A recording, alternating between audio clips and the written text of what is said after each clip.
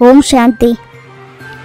ನೀವು ಈ ಹಳೆಯ ಪ್ರಪಂಚ ಹಳೆಯ ಶರೀರದಿಂದ ಜೀವಿಸಿದಂತೆ ಸತ್ತು ಮನೆಗೆ ಹೋಗಬೇಕಾಗಿದೆ. ಆದ್ದರಿಂದ ದೇಹಾಭಿಮಾನವನ್ನು ಬಿಟ್ಟು ದೇಹಿ ಅಭಿಮಾನಿಯಾಗಿ.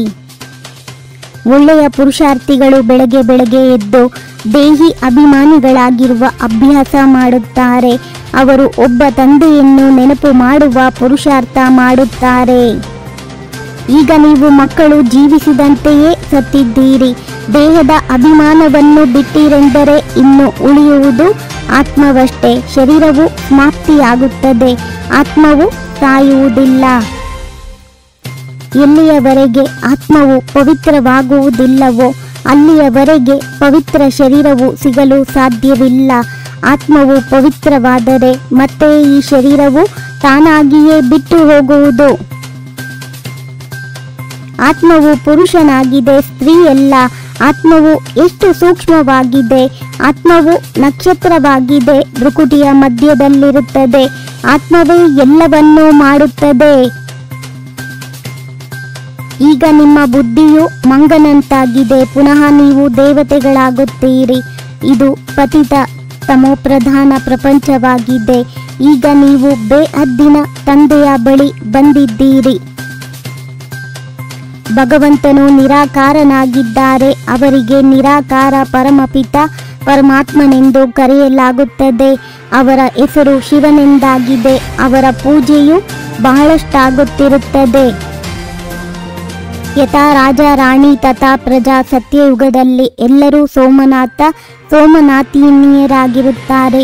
ನೀವು ಚಿನ್ನದ ಪ್ರಪಂಚದಲ್ಲಿ ಹೋಗುತ್ತೀರಿ. ಅಲ್ಲಿ ಚಿನ್ನದ ಇಟ್ಟಿಗೆಗಳಿರುತ್ತದೆ.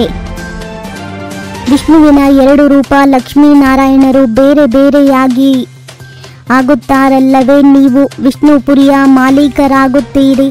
ಈಗ ನೀವು ರಾವಣಪುರಿಯಲ್ಲಿದ್ದೀರಿ. ಕೇವಲ ತನ್ನನ್ನು ಆತ್ಮವೆಂದು ತಿಳಿದು ತಂದೆಯನ್ನು ನೆನಪು ಮಾಡಿ. ತಂದೆಯೂ ಸಹ ಪರಮಧಾಮದಲ್ಲಿರುತ್ತಾರೆ. ನೀವಾತ್ಮಗಳು ಪರಮಧಾಮದಲ್ಲಿರುತ್ತೀರಿ. ತಂದೆಯ ನೆನಪು ಮತ್ತು 84 ಜನ್ಮಗಳ ಚಕ್ರವು ನೆನಪಿದ್ದರೂ ಸಹ ಸಾಕು. ಅಹೋ ಸೌಭಾಗ್ಯ. ನಾಟಕದಿಂದ ಯಾವ ಪಾತ್ರಧಾರಿಯೂ ಸಹ ಬಿಡುಗಡೆ ಹೊಂದಲು ಸಾಧ್ಯವಿಲ್ಲ.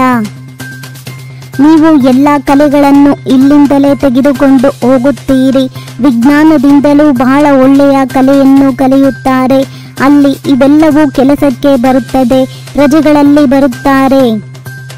ನೀವು ಬಂದಿರುವುದೇ ಮೊಮ್ಮ ಬಾಬಾರವರ ಸಿಂಹಾಸನಾಧಿಕಾರಿಗಳಾಗಲು. ಅಂದ ಮೇಲೆ ತಂದೆಯು ಯಾವ ಶ್ರೀಮತವನ್ನು ಕೊಡುತ್ತಾರೆ ಅದರಂತೆ ನಡೆಯಬೇಕು. ಈ ರಾವಣ ಶತ್ರುವು ನಿಮ್ಮ ಸನ್ಮುಖದಲ್ಲಿ ನಿಂತಿದ್ದಾನೆ. ವಿಘ್ನಗಳನ್ನು ಹಾಕುತ್ತಾನೆ. ನೀವು ಕರ್ಮಯೋಗಿಗಳಂತೂ ಆಗಿದ್ದೀರಿ. ದಿನದಲ್ಲಿ ನೆನಪು ಮಾಡಲು ಸಾಧ್ಯವಾಗದಿದ್ದರೆ ಮುಂಜಾನೆಯಲ್ಲಿ ನೆನಪು ಮಾಡಿ. ಕೇವಲ ತಂದೆ ಮತ್ತು ಆಸ್ತಿಯನ್ನು ನೆನಪು ಮಾಡಿ. ನಾವಾತ್ಮಗಳು ಹೇಗೆ 84 ಜನ್ಮಗಳ ಚಕ್ರವನ್ನು ಸುತ್ತಿ ಬಂದಿದ್ದೇವೆ ಎಂಬುದೇ ಗುಂಗಿರಲಿ ಚಿತ್ರಗಳ ಮೇಲೆ ತಿಳಿಸಿಕೊಡಿ. ತಂದೆಯಿಂದ ಆಶೀರ್ವಾದವನ್ನು ಬೇಡುವ ಬದಲು ನೆನಪಿನ ಯಾತ್ರೆಯಿಂದ ತಮ್ಮ ಎಲ್ಲ ಲೆಕ್ಕಾಚಾರಗಳನ್ನು ಸಮಾಪ್ತಿ ಮಾಡಿಕೊಳ್ಳಬೇಕಾಗಿದೆ. ಪಾವನರಾಗುವ ಪುರುಷಾರ್ಥ ಮಾಡಬೇಕಾಗಿದೆ. ಈ ನಾಟಕವನ್ನು ಯಥಾರ್ಥ ರೀತಿಯಿಂದ ಅರಿತುಕೊಳ್ಳಬೇಕಾಗಿದೆ. ನೆನಪಿನ ಅಭ್ಯಾಸವು ಪಕ್ಕ ಇರಬೇಕು. ನಡೆಯುತ್ತಾ ತಿರುಗಾಡುತ್ತಾ ಪರಸ್ಪರ ಮನ್ಮನಾಭವದ ಸ್ಮೃತಿಯನ್ನು ತರಿಸಬೇಕಾಗಿದೆ.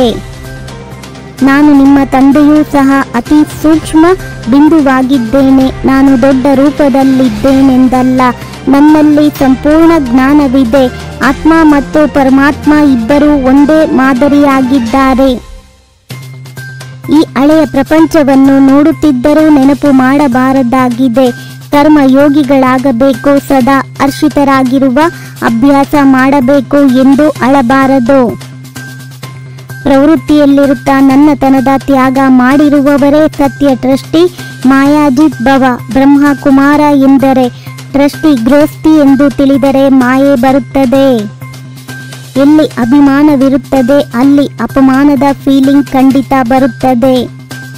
ಓಂ ಶಾಂತಿ. 21 ಜನ್ಮಗಳಿಗೆ 21 ಪರಮಾತ್ಮನ ಮಹಾವಾಕ್ಯ ಆಲಿಸಿ. ಓಂ ಶಾಂತಿ.